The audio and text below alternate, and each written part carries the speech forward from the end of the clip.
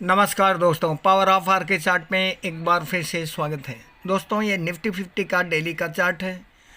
Chart reading में अब देखने की कोशिश करेंगे कि किस तरह से पैटर्न बने हुए हैं और आगे क्या हो सकता है। दोस्तों, ये निफ्टी 50 का डेली का चार्ट है। डेली चार्ट पे आपको बुलिश किकर एक कैंडल का फॉर्मेशन हुआ है।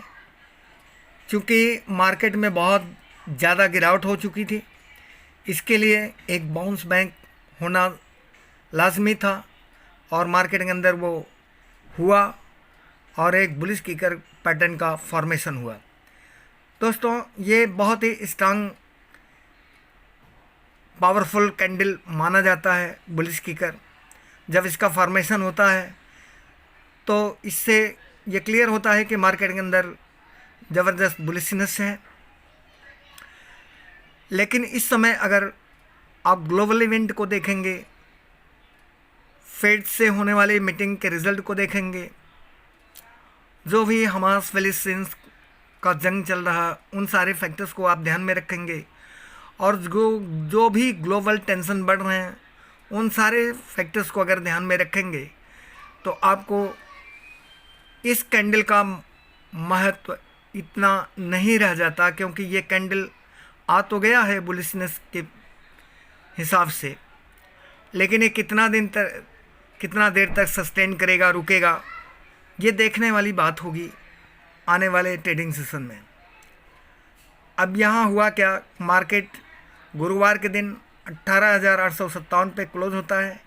फ्राइडे को 70 पॉइंट गैप अप ओपनिंग होता है और ये गैप अप ओपनिंग सस्टेन करता है। दोस्तों, सबसे बड़ी बात यह है कि गैप अप ओपनिंग यहाँ सस्टेन होता है और मार्केट 19,047 के ऊपर जाके क्लोज होता है।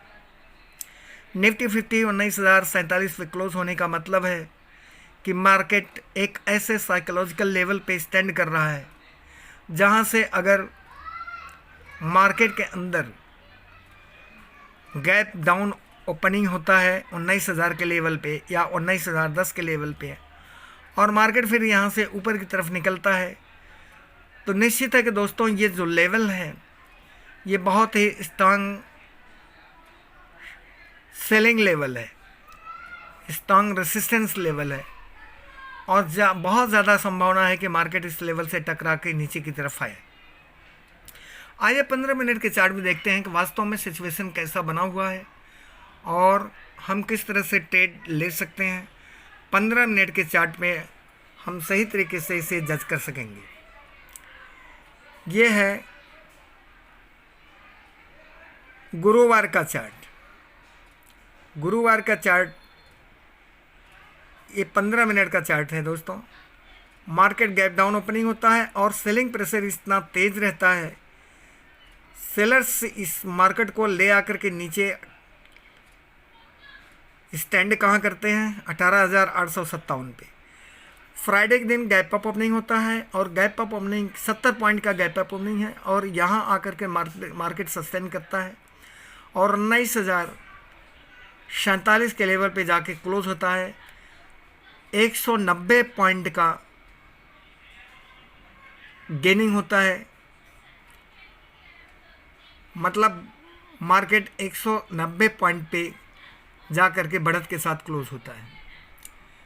अब अगला लेवल्स क्या हो सकता है या संभावनाएं क्या बन रही हैं, इस बात को नोट करके रखें कि 19,000 के लेवल पे अगर मार्केट रहेगा तो आपको बुलिश ट्रेंड ही रखना है, आपको बुलिशनेस ही रखना है अपने माइंड में, मार्केट को बुलिश ही समझना है। और 19,000 जो साइकोलॉजिकल लेवल है ये अगर टूटता है नीचे की साइड में तो फिर मार्केट यहाँ से 18,940 या 45 के लेवल को टच कर सकता है, मतलब इस लेवल तक आ सकता है मार्केट। 19,800 या 19,945 के लेवल पे आकर के मार्केट सपोर्ट ले सकता है। अगर ये साइकोलॉजिकल लेवल 19,000 का टूटता है तो, और मार्केट चूँकि 19,047 के लेवल पे है, तो अगर गैप डाउन ओपनिंग होता है 19,000 के लेवल पे या 19,010 के लेवल पे और मार्केट यहाँ से ऊपर की तरफ निकलता है तो फिर ऊपर की तरफ का जो पहला टारगेट है 19,060 के ऊपर अगर निकलेगा तो फिर ये 19,120 का लेवल टच करेगा, फिर इसके बाद 19,160 के लेवल को टच करेगा, फिर 19,200 का जो लेवल है दोस्तों, ये बहुत ही स्ट्रांग रेसिस्टेंस लेवल है। इस लेवल पे कॉल राइटर्स बैठे हुए हैं। 19,200 के लेवल पे स्ट्रांग रेसिस्टेंस लेवल है और मार्केट यहाँ से टच होकर के नीचे की तरफ आ सकता है। मतलब कि 19,000 से लेकर के 19,200 का जो लेवल है, यह एक सपोर्ट और रेसिस्टेंस लेवल है दोस्तों। 19,000 एक सपोर्ट लेवल है, 19,200 एक रेसिस्टेंस लेवल है। इस बात को आपको विशेष ध्यान रखना है। और मार्केट में गिरावट तभी आएगा, बेयरनेस ने मंदी तभी आएगा जब 19,000 के नीचे मार्केट क्लोज होगा। और 19,000 के नीचे मैक्सिमम 18,940 के लेवल को टच करेगा। नीचे की तरफ अब ज़्यादा जाने की संभावना नहीं है दोस्तों, क्योंकि मार्केट के अंदर एक बुलिश की कैंडल का फॉर्मेशन हुआ है।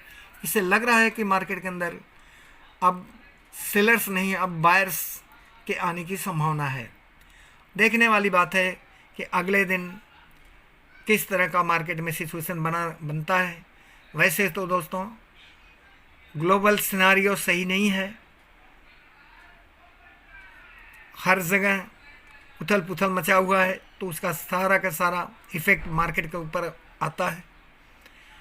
तो इस तरह से आपको चार्ट ट्रेडिंग करना है और चार्ट को समझना है, मार्केट में बने रहना है, इंट्राडे ट्रेडिंग नहीं करना है।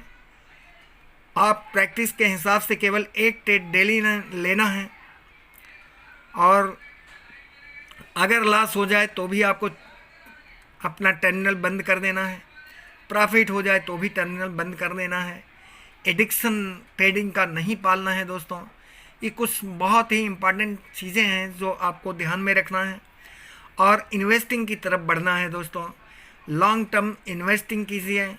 आने वाला भविष्य हिंदुस्तान का बहुत ही उज्जवल है। जो लोग आज इन्वेस्टिंग करेंगे मार्केट के अंदर, वो आने वाले दिनों में दोस्तों बहुत ही पैसे वाले बनने वाले हैं। थैंक यू दोस्तों, मिलते हैं अगले वीडियो में। तब तक के लिए धन्यवाद। चैनल को सब्सक्राइब कीजिए, लाइक कीजिए और शेयर कीजिए। और दोस्तों इस बात को विशेष ध्यान दीजिए कि जब भी मार्केट में आप इन्वेस्टिंग करें, अपने फाइनेंशियल एडवाइज़र से सलाह मशवरा करके और सेबी रजिस्टर्ड जो मेंटर्स होते हैं, आप उनके सलाह से काम करेंगे तो मार्केट के अंदर आप सफल रहेंगे। Thank you.